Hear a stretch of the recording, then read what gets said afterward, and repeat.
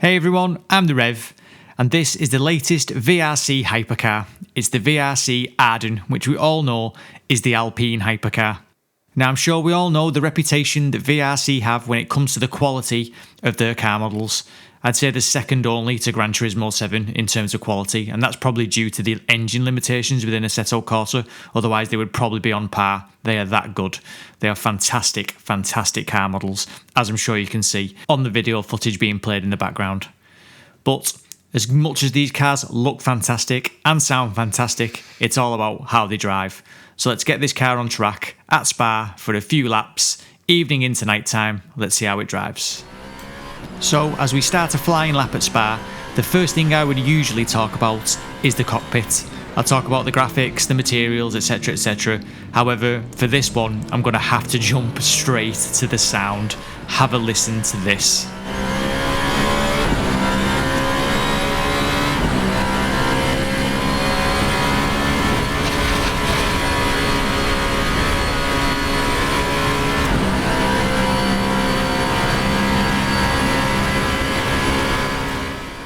Those engine sounds from the onboard cameras are absolutely brilliant.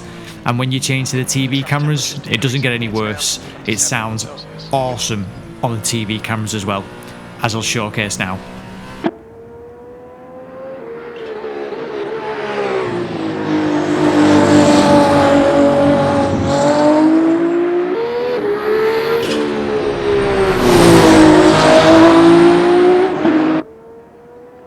I'm sure you can agree, for a V6 Mechachrome engine, those engine sounds are absolutely beautiful, and that was the first thing that hit me, the sound. It sounds majestic, really, really love it. So now that I've got the sound out of the way, let's talk about the cockpit and the graphics. So the car model itself is an absolute stunner. The detail, as I said in the intro, is second only, I would say, to Polyphony Digital, with Racing Studio being the other company that springs to mind. But back to the graphics. The interior, the cockpit, the steering wheel, the modelling and detail on that steering wheel is brilliant.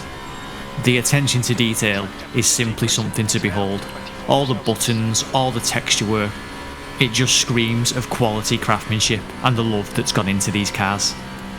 But as we know in life, looks aren't everything, but how does the car actually feel to drive? Well, my first initial laps, straight away I was impressed. Great quality on the feedback, great detail from the road surface. The car felt heavy when the downforce came on and it felt light as the downforce came off. I'd say it was an absolute great drive. In terms of the brake pedal, obviously these cars have no ABS, so I was struggling a little bit, locking up a good few times, which I think you'll see in the drive. I did lock up a few times, but that was more my issue as opposed to the car. There was no issue with the car, and after a lap or two, I had the braking down and I managed to stop locking up. Now it's fair to say that my experience with this type of car is limited.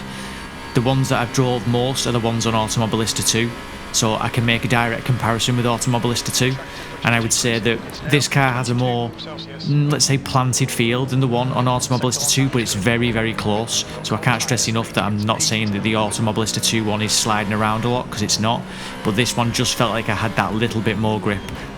That could be down to the fact that I had the track set to optimum, and I'm sure that I read somewhere that you should set the track to fast, as that'll give you a more accurate representation of the grip of the car. So maybe I had a bit too much grip here on Assetto Corsa by comparison to Automobilista 2. Though I'm not 100% sure, that could be my bad. So in terms of the Assetto Corsa car though, I can say that it felt really planted. Great fun, you was able to push it, you could massively feel the downforce, the weight of the car, great transfers through the steering wheel, and it was a joy to drive. Now the car can obviously be found on the VRC website, a link to which is in the video description below. The car cost me around about £6.50 after tax, and in my view it was well worth that money, and I'll definitely be throwing this car around the likes of the Nürburgring and Losail, maybe, things like that, to see what the car can really do. So I'm looking forward to driving it more, getting used to it, but for now I'll leave you with the car and some TV style replays just as I lose it into the bus stop. Please do leave comments in the comment section below. I'd love to know your thoughts on this car, on the VRC cars in general, and if you've driven these cars compared to the Automobilista 2 versions, what's your thoughts on that? As always, I've been the Reverend. Thank you very much for watching.